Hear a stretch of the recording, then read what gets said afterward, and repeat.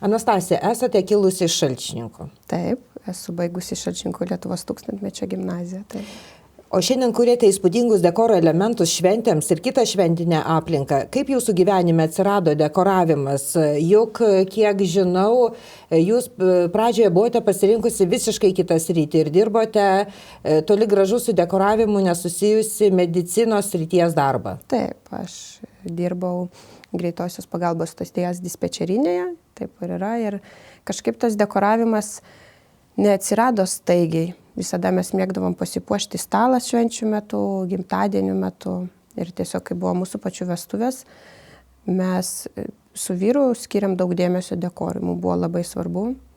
Ir kai mes atėjome į pačią erdvę ir pamatėm, kaip tikrai keičia erdvę tas dekoras, aš tada tiesiog leptelėjau, kad sakau, gal aš norėčiau kurti tokius grožius. Aišku, aš neturėjau tada supratimo nei kiek čia darbo, nei kas, bet buvo be galo gražu ir emocija iškart kita.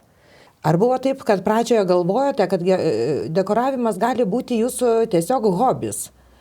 O dabar jau galima sakyti, kad tai tapo jūsų profesija? Taip, aš kai pradėjau daryti dekorus, pradėjau nuo vaikų švenčių. Tikrai maniau, kad čia man tiesiog kaip atsistatyti po savo pagrindinio darbo, atsipalaiduoti. Man kaip meditacija buvo tas darbas, lakstymas, pasiruošimas, o kai tai peraugo į didesnius projektus, tai aš kol kas dar į darbą negrįžau ir neplanuoju, nes kol kas esu pilnai užimta šiame dekoravimo darbe. Ir tikriausiai teko nemažai mokytis dekoravimo paslapčių. Papasakokit, kur mokėtės, galbūt iš ko mokėtės? Taip, iškart aišku, aš pasižiūrėjau tinklalaidės YouTube kanale. Bet suprantat, teorija yra teorija, o praktinių žinių norisi, ypač kai supranti, kad be praktikos ir bijai daryti, nes praktikos neturi. Tai pirmi mano mokymai buvo su Vilniaus floriste. Nesakysiu vardo, nes mokymai nepatiko tikrai, nes aš mėgstu kurti laisvę, daryti kaip man gražu, kaip aš matau tą vaizdą, o mokymuose visur buvo rėmai, taip negalima, taip nedarom. Ir aš suprantu, kad ir jos tikrai yra bendros taisyklės, kaip tvarkyti gėles, kaip techniškai daryti kompoziciją, bet ten buvo rėmai viskame, kad aš taip negaliu daryti, taip puokštės negaliu daryti. Ir tas man sustabdė ir aišku, aš iš karto kitaip žiūrėjau mokymus, aš įsinešiau daug naudingo, taip, teorijos daug ir apie spalvų gamą, ir apie techninius ir priežiūros aspektus, kaip prižiūrėti gėles, kaip jas tvarkyti, bet šiaip mokymai bendrai nepatiko. Tai tada jau dar buvo labai vieni geri mokymai su dekoratorė iš prekinio ženklo Royale. Ten yra dekoratorė ir floristė, jos rengia mokymus labai gerus. Ir rengia ir šį savaitgalį, mes labai norėjom su komanda papult, bet mes šį savaitgalį turim asmeninę šventę ir vėl nepapuolam. Labai geri mokymai, visiems visada rekomenduoju pas juos nueiti, nes jie kūrė iš pajutimo. Ir man tas artima, nes ten ateini ir tikrai nepamatysi standartiško dekoro, jie daro kaip jaučia, kaip mato. Ir dar vieni buvo, irgi rekomenduočiau, Ana Mart Vilniuje yra. Jinai, kaip dabar mačiau, jau po truputį stabdo veiklą, bet jinai tęsia veiklą, jinai kviečia floristus iš užsienio. Ir aš dirbau su viena tokia, buvo mokymuose, kai buvo floristai iš užsienio, dirbusi su garsiais prekiniais ženklais taip pat. Tai labai geri buvo mokymai. Aišku, buvo toli, nes ten visiems buvo patogiau, bet jį rengia ir Vilniuje, tai visada rekomenduoju ir pati labai noriu nueiti, kad jau nebespėju. Tai pradžia su daug mokymosi, o dabar jau kiek žinome, dirbate ir su savo komanda. Taip. Papasakokite, ar jūs kūrėte tą komandą, subūrėte ją tam darbui? Taip. Tiesiog taip įvyko organiškai. Nes anksčiau aš dirbau su vyru, bet kai padaugėjo mūsų šeimos narių, kai atsirado 2 vaikučiai, jau mes fiziškai nebespėjam. Ir tiesiog vyras turi pabūti šeimoje, su šeima, o aš dirbti. Ir fiziškai aš viena neištempiu nei labai didelių dekoracijų, kurias mes naudojam. Todėl atsirado poreikis kurti komandą. Tai aš turiu 2 merginas. Abi irgi yra labai, jom, patinka floristika, patinka toks darbas kurti. Tai su viena dirbu Vilniaus pusėje, Vilniaus srityje, o su kita mergina Šalčininkų ir visa Šalčininkų pusė. Ten link Eišiškių, tai mes taip patogiai susiderinom. Aišku, reikėtų, tai visos važiuotumėm į Vilnių, visos į Šalčininkus, bet taip esam pasiskirstę, kad vis tiek kažkurį savaitgalis ar kažkurį savaitę būtų kažkam laisvesnė. Ar dabar yra jau tas metas, kai matot, kad ta komanda galėtų dar pasipildyti, plėstis? Vyrukų norėtumėm į komandą, nes dabar traukiam vyrus. Reikia vyriškos jėgos. Taip, nes buvo ir praeitais metais, ir metų pabaigoje renginių, kur reikėdavo tikrai nešti sunkes dekoracijas ir 2 merginom yra sunku. O kai jūs susinešti reikia ne vieną, ne 2, o dar dirbti, sudekoruoti reikia, tai mes tada jau stengiamės pasiprašyti vyrų. O kas yra tas dekoravimo menas? Iš kokių elementų jisai susidaro? Turbūt tai ir gėlės, ir baldai, ir dekoracijos, labai daug elementų. Taip, visas dekoras šiaip apima visumą. Labai daug kas priklauso. Ir gėlės, ir apšvietimas, tiek natūralus, tiek dirbtinis, labai dabar populiaru. Tekstilė, indai labai daug ką duoda. Baldai, kėdės, žodžiu, viskas, kad visumoje viskas gražiai atrodytų, viskas turi gražiai dėrėti. Ir tai reikia viską apgalvoti. Anastasija, ar prisimenate savo pirmą darbą kaip dekoratorės? Kaip jisai atrodė? Ne. Neprisimenu, kada aš pradėjau dirbti kaip dekoratorė, nes faktas pradžioje dirbau kaip dėl portfolio, tai už medžiagų ir neprisimenu, bet tikrai prisimenu, kad 80% darbų buvo iš Šalčininkų. Visi kraštiečiai tikrai esu be galo dėkinga, nes jeigu nebūtų tokio palaikymo iš kraštiečių ir aš iki šiol turiu tikrai daug užsakymų iš Šalčininkų krašto, tai aš gal tada ir būčiau sustojusi. Nes vis tiek, suprantat, kai nėra paklausos ir pasiūlos nebebus. Bet tada tikrai labai kraštiečiai dažnai mane kreipiasi ir va taip aš išpraktikavau savo darbą ir kai išvykau į Vilnių, aišku, padaugėjo darbo Vilniui, bet aš visada čia sugrįžtu. Veikia tas kraštiečių tokia kažkoks tarsi pažįstamas ir tada kreipiuosi į specialistą, nes jisai yra pažįstamas. Taip. Ir paskui ateina žmonės, mes buvom šventę ir nežinom, kad jūs iš Šalčininkų ir tada taip pareina viskas organiškai, kaip sakau, išauga klientų ratas. Jūsų socialiniuose tinkluose prieš praėjusias, man atrodo, kalėdas teko matyti tokį labai nuoširdų įrašą prie vieno iš jūsų darbų. Jūs rašėte, taip atrodo mergaitės iš Šalčininkų didelė svajonė – papuošti restoraną Vilniaus senamiestyje. Taip. Tai būtent turbūt tokių svajonių išsipildymas suteikia labai daug džiaugsmo. Taip, iš tiesų, čia buvo mano tokia svajonė, kai aš tik pradėjau. Nes kai pamačiau, kaip per kalėdas gražiai puošiasi ir Gedimino prospektas, kažkada kolegai sakiau, gal jeigu viskas pavyks ir mes taip dirbsim. Ir kai išpuolė galimybė, tikrai aš buvau labai dėkinga, kad pasikvietė mus dekoruoti ir man buvo toks tikrai džiaugsmas ir aš nebijau prisipažinti, kad čia tikrai buvo mano svajonė, nes aš, kaip sakant, paprasta mergaitė iš mažo miestelio ir turėjau tokią svajonę ir jinai išsipildė. Tai... Sulaukėte po to dekoro išpildymo kažkokių atsiliepimų? Taip, aišku, ir iš pačių užsakovų, ir šalia, ir iš kolegų labai... Nežinau, kaip aiškinti, labai malonu, kai kolega tos srities irgi specialistas irgi pasako gerą žodį, nes jis vis tiek mato ir darbą, ir techninį išpildymą, tai ir iš kolegų gavau, tai buvo tikrai labai malonu. Tai dar papasakokite apie pastarųjų metų savo darbus, kuriais labiausiai galbūt džiaugiatės. Šiaip džiaugiuosi aš visais praeitų metų darbais, nes toks praeitais metais mūsų buvo labai didelis sezonas ir tiesiog visi buvo su savo sunkumais, su savo, kaip aš sakau, kažkokiais niuansais. Ir džiaugiuosi aš labiausiai komandą, nes kai buvom išsimėtę per kelis miestus ir mano šventė, ir kur dirbo kolegės, atsirado niuansai. Ir kolegės vietoje nėra ryšio. Nei susiskambinti, nei normaliai susirašyti, bet mes viską atlaikėm, tikrai labai gerai išsisprendėm ir aš džiaugiuosi.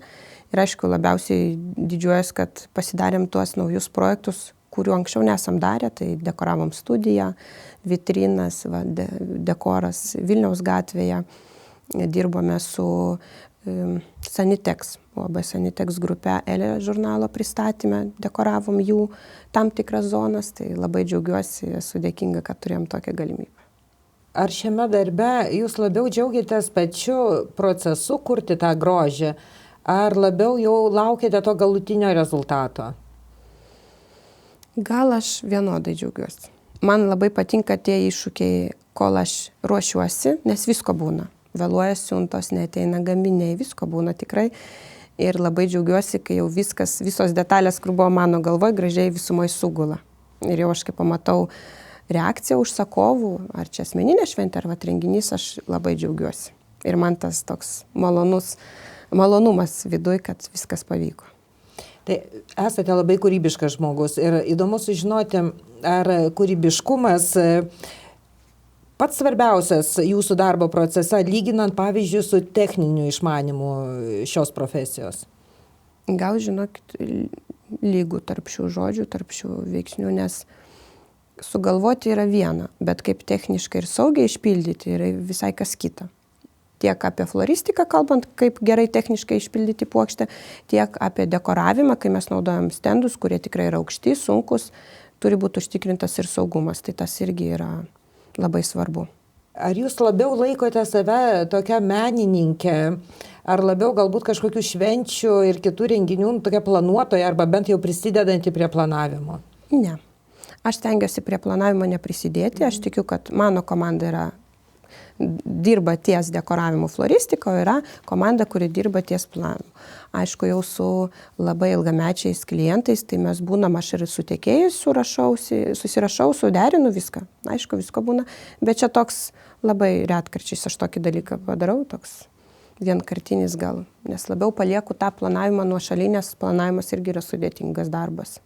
Tokios profesijos žmogaus visada įdomu paklausti, iš kur kyla tos idėjos, ar jos tiesiog spontaniškai ateina, ar to reikia išmokti kažkaip tai struktūriškai sugalvoti kažkokį tai darbą? Nežinau, negaliu jums dar atsakyti. Man būna skirtingai. Arba aš piešiuosi dekorą ir pamatau visą viziją, arba man reikia nuvažiuoti į vietą, pasižiūrėti, kaip atrodo vieta. Aš būna, jeigu važiuoju naują vietą, tai aš turiu nuvažiuoti, kad bent įsivaizduoti, kas ten galėtų tikti. Tada piešiuosi. Jeigu esu dirbusi, tai tada jau aš daugmaž žinau, kas ten būtų ir kaip kyla ta mintis. Aišku, labai padeda klientų vizualai, kurie būna atsiųsti dažniausiai. Tai tada aš jau derinos prie, ko norėtų klientai, to vizualo ir žiūriu, kokia yra šventės vieta ir viskas dėrėtų. Ir tada piešiant man gimsta ta idėja, kurią pasiūlau, kuri tinka arba netinka. O ar turite kažkokį tai mėgstamiausią savo dekoravimo elementą? Gėles, indus, tekstilę kažkokią? Viską mėgstam, bet labiausiai gėles ir apšvietimą. Nes dažniausiai tenka dirbti su gėlėm ir tekstilė, aišku, būna ir apšvietimas. Ir viskas priklauso nuo biudžeto. Jeigu biudžeto nėra, tai tada mes dirbam su gėlėm, apšvietimu, tekstilė. Jeigu yra, tai keičiam viską. Ir baldus keičiam, ir stalus galime truputį pasikeisti. Tai, manau, nuo to priklauso. Apie patį procesą. Kaip susipažįstate su klientų įsivaizdavimu, kaip turėtų atrodyti jų šventė, su jų galbūt kažkokiais norais? Ar būna tokių klientų, kurie ateina ir nežino net nuo ko pradėti ir kaip, neįsivaizduoja, kaip turėtų atrodyti jų šventė? Taip, būna skirtingų. Būna žmonių, kur ateina pilnai pasiruošę, kaip aš sakau, dabar yra labai populiaru moodboardą, ką jie norėtų, kokius spalvų, o yra, kur žmogus ateina ir nieko. Tiesiog, norėčiau tokių spalvų ir ką galite pasiūlyti. Tai mes dirbam su abiem variantais. Ir kai yra moodboardas, tai jau mes jau derinamės, aš preliminariai paskaičiuoju ir jau tada žmogus susipažįsta, kokia viso to yra kaina. Jeigu neturi, tai tada aš pasiūlau, siunčiu žmogui, kas gražu, ką randu, kokius dekoro elementus iš savo, ką mes jau esam darę. Ir taip mes bendrą vaizdą susipiešiam. O ar dažnai tenka koreguoti klientų idėjas? Galbūt kurios jums nelabai yra priimtinos pačiai, kad iš jų kažkaip tai padaryti jas ir praktiškas, ir estetiškai patrauklias? Gal buvo koks vienas kartas, kai reikėjo keisti dėl spalvų, kad būtų chaosas ant stalų, bet kai žmogui paaiškini, dėl ko tu taip sakai, kad netinka, tai tada žmonės apsvarsto ir sutinka. Aišku, yra buvę, kad žmonės sako, mes vis tiek taip norim, tokia spalvų gama ir viskas. Ir galutinai vis tiek viskas gražiai atrodo. Vis tiek aš pati kartais nustembu, kad atrodo, kad mano galvoj biški kitaip, truputį atsiprašau, atrodo, bet realiai, kai pamatai, viskas gražiai sugala vientisai visumoj. Tai būna taip, kad klientų idėjos jūs pačią labai nustebina kartais. Yra buvę gal 2 kartus tokie, taip, kai spalvų gama, mes derinam visada kartu, bet žmogus tiesiog norėjo tokios spalvinės gamos Ir man tas buvo naujovė, bet aš padariau ir pati pamačiau, kad gerai atrodo. Tikrai. Ir aš tada žmonėm atsiprašau ir pasakau, kad nesu taip aš dariusi, bet jų idėja buvo tikrai gera. Ar jūsų asmenybės savybės, nežinau, kokių turi turėti dekoratorė, galbūt kantrybė, arba toksai kažkoks kruopštumas, arba net intuicija, ar turi turėti dekoratorius tokias savybės, kurios padėtų darbe? Kritinis mąstymas. Šaltas požiūris į tam tikras situacijas. Buvo, kas taigiai prisiminiau, užkart, nes čia tokia viena buvo vestuvės rytoj ir spauda buvo iš šalčininkų, mes dažnai dirbam su šalčininkais. Mes pasiėmėm ir aš tik atsisėdu į mašiną ir jau pagal kiekį matau, kad trūksta. Ir jau aš rašau tiekėjai, kad ar tas, ar viskas įdėta. Ir pirma mintis nebuvo kažkas ne taip, o mano mintis, ką dabar atitraukti nuo darbo, kad jau važiuotume pasiimti tą spaudą, nes rytoj jos jau reikia. Tai va tas mąstymas, kad tu neieškai problemos, nepradedi ten liūdėti, kad nepasisekė, pamiršom, o tu iškart įsijungi ir ieškai, ar dabar atsitraukiam, ar važiuojam vakare ir taip iš karto ieškai išeities. Tai taip tas turėtų būti. Ir dar grįžtant apie klientų požiūrį, galbūt į tą tokį grožio suvokimą, ar būna klientai, kurie turi tokį labai jau tokį konservatyvų savo stilių ir ar dažnai tenka jums įpiršti galbūt savo stilių ir ar tai pavyksta, jeigu turi, tai jau nepavyksta? Dažniausiai, gal pirmais metais, kai kaip skaudėjau buvau dėl portfolio, tai aš dariau tikrai pagal užsakovų viziją ir kai atidirbau, jau supratau, kas yra kaip mano braižas, kas man tinka. Dabar jau mano klientai ateina tie, kurie turi kaip aš tokį požiūrį į dekorą, jiem patinka mano išpildymas, kažkaip nesu dabar turėjęs per šiuos metus, kas atneštų kitą viziją. Būna, kad atneša kito dekoratoriaus darbą ir paprašo daryti, tai aš visada atsisakau ir siunčiu arba nukreipiu tiksliau pas tą dekoratorių, kieno čia darbas yra, arba tiesiog sakau, kad mes nepildom. Tiesiog man neleidžia mano darbas kopijuoti kito darbo, žmogaus darbo, atsiprašau. Ar kai kurie jūsų klientai tampa, kaip čia pasakius, galbūt jūsų draugais, ilgamečiais tokiais užsakovais ir jeigu jau šeimoje kažkokia šventė, tai jau visa ta giminė jau pas jūs kreipiasi? Taip, turiu ir iš Šalčininkų, ir Vilniaus mieste, kurie nuo vestuvių, krikštynos, paskui vaikų gimtadieniai ir tai perauga į ilgametę draugystę ir tikrai jau pasitikė žmonės ir ateina tiesiog paprašo, parodo, ko norėtų ir jau pasitikė pilnai mano, kaip aš padarysiu viziją. Kokios tendencijos dabar vyrauja pasaulyje dekoravimo srityje? Šiais metais, aišku, pasikeitė pagrindinė Pantone spalva, jinai yra balta, bet ne balta, šilta balta, gal su tokiu kreminiu atspalviu labiau. Ir tokie kiti dalykai, tai jie gal jau atėjo ir iš praeitų metų. Pavyzdžiui, drapiravimas labai madingas, tiek stalo tekstilę drapiruoti, tiek, pavyzdžiui, fotozoną susidrapiruoti. Atėjo įdomesnių formų stalai irgi. Kas dar būtų sidabras. Šiais metais pamačiau iš užsakovų, kad nori sidabrinių taurelių. Iš to paties išeina ir torto sidabrinėse taurelėse, jau kad kaip tiramisu būtų sudėtas kaip piramidė tortui. Tai tokia tendencija. Tai svarbu sekti tas tendencijas. Vis tiek jos pasklinda po visą pasaulį turbūt. Nėra taip, kad kažkur vienoj pusėje taip, kitur kitaip. Seki, aišku, bet būna užsakovų, kuriem nepatinka drapiravimas, kurie aiškiai pasako ne iš karto, kurie ateina su vizija, kad jiem tik auksas turėtų. Yra kas tikrai seka ir nori visko, kad būtų kaip dabar ir drapiruoti, ir ten tekstilė kitokia, ir indai, o yra kas vis tiek turi savo ir paprašo pagal jų skonį. Ar smarkiai skiriasi įvairaus pobūdžio renginiai, pavyzdžiui, vestuvės, ten krikštynos, kitokios šventės, ar tam reikia skirtingo pasiruošimo dekoratoriui? Tik esant skirtingam svečių kiekiu. Pasiruošimo darbo vis tiek yra daug, ar tai asmeninė šventė, ar vestuvės, tik aišku skiriasi jau, ar čia yra 20 žmonių šventė, ar 100, jau tas labai. O šiaip darbo visko yra panašiai. Tai kokia buvo didžiausia šventė, kurią teko dekoruoti? Praeitais metais dirbome su didžiausia šventė buvo vestuvės, 100 svečių turėjome.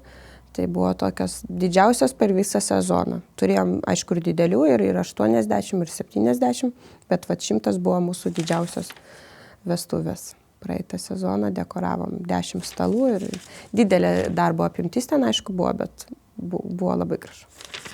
Ar galima sakyti, nepastebėjo tokio dalyko, kad yra kažkoks vietinis stilius paplitęs, kurio visi labai norėtų? Ne. Vaikų šventėm, tai aišku, čia yra personažai. Vestuvės labiau eina su tom tendencijom, kur sakiau. O asmeninės šventės būna dažniausiai atitinka spalvą, kuri patinka jubiliatui. Tai taip dažnai būna. Bet kažkokiu, kad būtų, ne. Kad vietinis kažkoks būtų dekoravimo stilius ir kažkas norėtų, nesu pastebėjus. Jau truputėlį minėjote, kad iššūkių šitame darbe yra daug. Gal galėtumėte išskirti, kokie pagrindiniai iššūkiai yra? Čia tokiems, galbūt, kurie svajoja apie dekoratoriaus darbą ir bijo kažko, tai ko labiausiai reikia bijoti? Nebijoti, bet toks didžiausia atsakomybė šiame darbe, gretimai ir iššūkis, gėlės. Tu užsisakai gėlės ir tu esi už jas atsakingas. O gėlės atvyksta kartais ir negeriausios kokybės. Ne visos, taip nėra, aišku, buvo, bet kelios. Tai tu jau turi susižiūrėti, kad tu turėtum reikiamą kiekį. Čia nuo to, kad tu tinkamai jas paruoštum. Kaip sakiau, yra taisyklės, kaip gėlės turi būti paruoštos, sutvarkytos, kaip merkiamos. Tai čia yra toks iššūkis, ypač kai labai karšta diena. Iššūkis yra su oro sąlygom.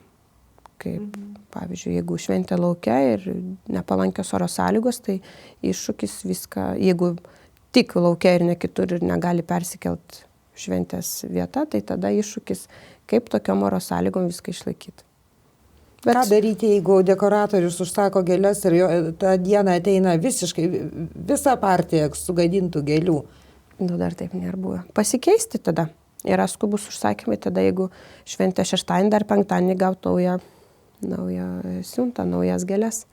Dar ir taip nebuvo ir tikiuosi nebus, nes čia neduok Dieve tikrai košmaras, nes čia vis tiek gėles užsakai ne 10, o 100. Ir jeigu ateitų, tai jau būtų sunku ir čia dideli kaštai šiaip gaunasi. Ir aš manau, čia jau būtų mūsų atsakomybė ir turim dengti iš savo kišenės. Bet taip, ačiū Dievui, nėra buvę, kaip ir su dekoracijomis laukia, kol kas, jeigu matom, kad nepalanku, tai visada einam į vidų. Taip nerizikuojam, tiek. Kiek teko matyti tokių filmų, kurie apie dekoratoriaus darbą yra sukurta nemažai filmų, iš tikrųjų, tokių smagių filmų. Ir ten dažniausiai tame filme būtinai būna toksai iššūkis kažkoks, arba vėjas kažką nupučia, arba šitą. Tai yra neatsiejama dalis dekoratoriaus darbo turbūt. Taip, aš esu turėjus tokį atvejį, kaip sakau, nebuvo galimybės eiti į vidų ir renginys turėjo vykti laukia. Ir mum fotosieną nunešė prie mūsų 2 kartus. Turėjom ryžti prie statinių, turėjom stovėti, nors mes visada naudojam svorius, bet turėjom papildomai juos tvirtinti, nes kitaip niekaip. Tiesiog buvo tokios oro sąlygos, o galimybių kitų nebuvo. Tai stovim iš galo ir žiūrim, kad viskas būtų gerai, techniškai saugu ir tvarkinga. O kaip suderinti tokią kūrybinę laisvę, kažkokį polėkį ir su, pavyzdžiui, ribotu biudžetu tam? Čia reikia mokėti palaviruoti. Aš kartais, buvo man tokių porą, kad yra biudžetas ir reikia sukurti gražų dekorą ir biudžetų neužtektų. Tai aš jeigu matau, kad pavyzdžiui, bus ir taip daug gėlių, čia aš iš to gero dekoro prisimenu, ir už tuos pinigėlius mes pasistatysim 2-3 puokštės, dar didesnio vaizdo nebus, nes kad būtų didesnis, reikia dvigubinti tų gėlių kiekį, bet biudžeto nėra. Tada mes tiesiog užsisakėme tekstilę, kuri tekstilė buvo sudrapiruota, kaip dabar madinga, ir visiškai kitas vaizdas. Tai kartais tenka palaviruoti, pasižiūrėti, ar verta investuoti, pavyzdžiui, į gėles, kurių kiekis bus nedaug didesnis, ar galima pasirinkti geresnę tekstilę, kėdes, polėkštes, galbūt su tuo galima sužaisti biudžetą, turint nedidelį. Kadangi jau prakalbome apie biudžetą, ar dekoratoriaus darbas gerai apmokamas? Yra, mokių klientų tikrai jų yra daug ir nesiskundžiam. būna, kad šventėje reiktų palaviruoti biudžetą, palaviruojam, jeigu jisai yra proto ribose, aišku. Bet taip, mokių klientų yra ir yra, kur tiksliai sako, kad mes tiek nemokėsim. Tai mes tiesiog ir sakom, kad tokia yra kaina ir viskas. Bet mokių tikrai yra klientų. O ką pastebite, kaip dabar žmonės planuoja, kiek jie tam grožiui, dekoravimui skiria, ar labai šventėj svarbu, ar nuo to galbūt net atsispiria? Taip, būna, kam svarbiausias akcentas yra dekoras, tai jie daugiausiai investuoja į dekorą.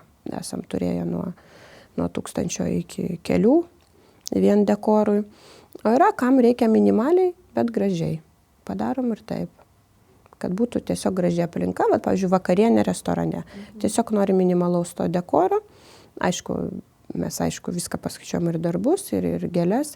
Žmogui tinka ir padarom tą minimalų gražų dekorą. Ar turite patarimų pradedantiesiems, kurie galbūt svajoja, norėtų, bet bijo kažko pradėti dekoratoriaus darbą? Daryti. Bijoti, bet daryti. Jeigu bijai, kaip aš sakau, reiškia, nežinai, kaip padaryti. Nes aš pradžioje, kaip jau ir minėjau, supratau, kad buvo iššūkių dėl to, kad nesu turėjęs praktinių įgūdžių. Kai nueini į vienus mokymus, į kitus, dirbi, tai įgauni tos praktikos, jau nebebijai. Jau automatiškai žinai, viskas yra sustatyta, visa logistika, jau važiuoja į šventę, tiesiog padaryti, kaip turi būti. Tai reikia daryti, net kai bijai, reikia daryti, stengtis ir tikrai išmoks.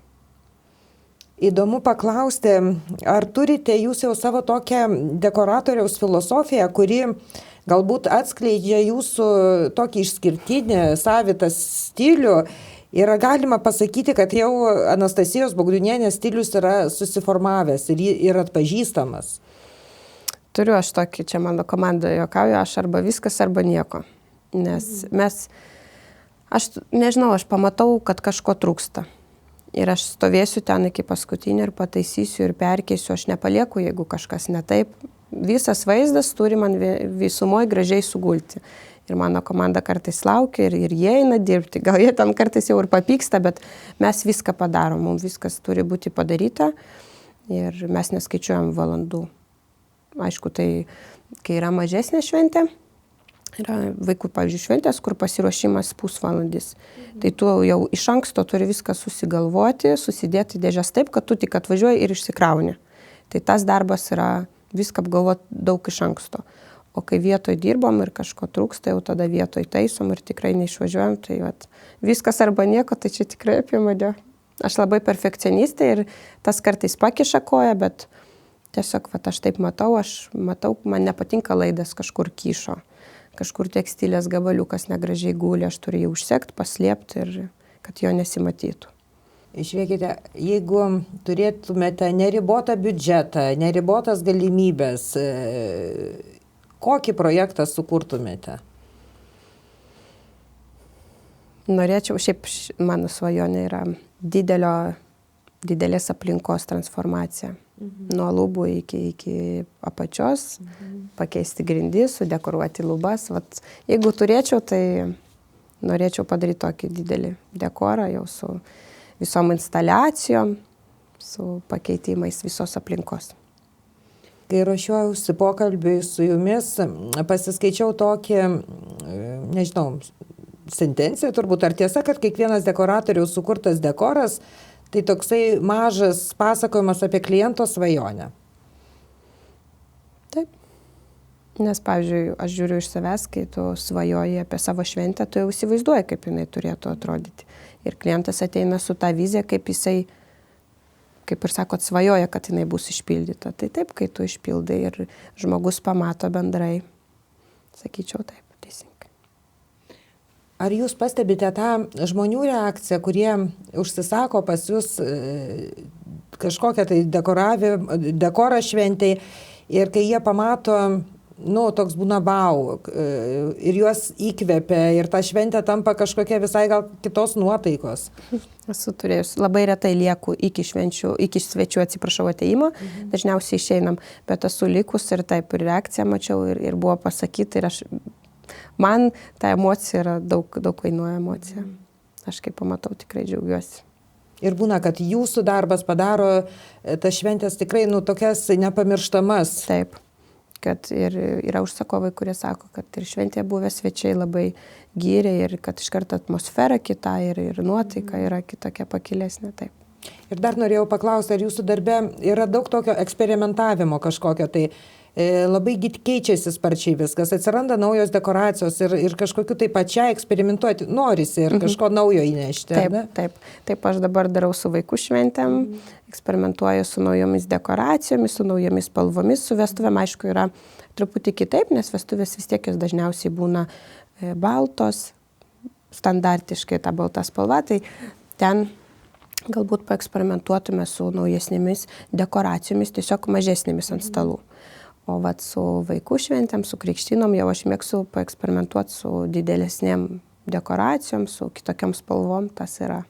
Vaikai turbūt dažniausiai neslėpia labai emocijų savo ir kai pamato jiems, kas vaikams dabar svarbu? Balionai. Balionai labai džiaugiasi, ypač kai yra teminiai gimtadieniai, mamos jau įsivaizduoja, vat, pavyzdžiui, policininko gimtadienis. Ir aš visada įnešu kažkokią detalę asmeniškai jubiliatui. Ir atsinešu, jeigu reikia, ir raciją, ir kepurę policininko. Ir kai įbėga jubiliatas ir pasiema ir tą raciją iš karto ir kepurę, jau aš jaučiu, kad vat, jis įsimins tą akimirką. Net ir mažas berniukas, bet jau įsimins, kad ten buvo kažkas jam, vat jisai iš karto ir prie tų mašinų, ir prie balionų. Daug vaikų taip iš karto reaguoja.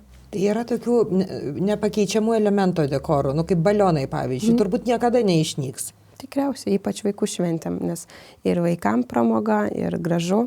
O kas dar be balionų? Gėlės turbūt? Gėlės. Čia labiau gal mergaitėm. Yra mamos, kur prašo mergaitėm labiau gėlytės panaudoti. Ten balionų minimaliai, geriau gėlyčių. Būna ir berniukam, aišku, nieko nesako, bet va, ta tendencija su gėlėm labiau mergaitėm eina. O žiūrėkit, kaip manote, ateityje neatsiras kažkokių naujų švenčių, galbūt kurių šiandien dar nėra, bet kurias teks jums papuošti? Nežinau, gal susigalvos, kaip vat, kūdikio lyties atskleidimo šventė. Anksčiau nebuvo, dabar labai populiaru ir mes dirbam irgi su tokiam šventėm. Tai gerai, jeigu atsiras bus darbo ir lauksim, jeigu atsiras kažkokių naujų švenčių vakarėlių. Būtų visai faina, iš užsienio būna mergvakario. Ne mergvakario čia vadinasi, net nežinau kaip vadinasi tokie vakarėliai, kai mergina švenčia, kad jinai vat bus žmona. Tai irgi daro didžiausias puotas, ten vakarėliai, fotozonos, tikrai labai didelės šventės daro, gal iki mūsų irgi ateis. Bet vis tiek stebite tą tendenciją, kad kažkur tai pasaulyje atsiradusi nauja tendencija, jinai labai greitai pasiekia Lietuvą. Taip, pareina labai greitai, tikrai pareina. Ir naujienos pareina dabar. Tiesiog daugelį dekoratorių pastebėjau, kad irgi stebi ir integruoja į mūsų dekorus tikrai kažką iš užsienio ir tai yra labai smagu.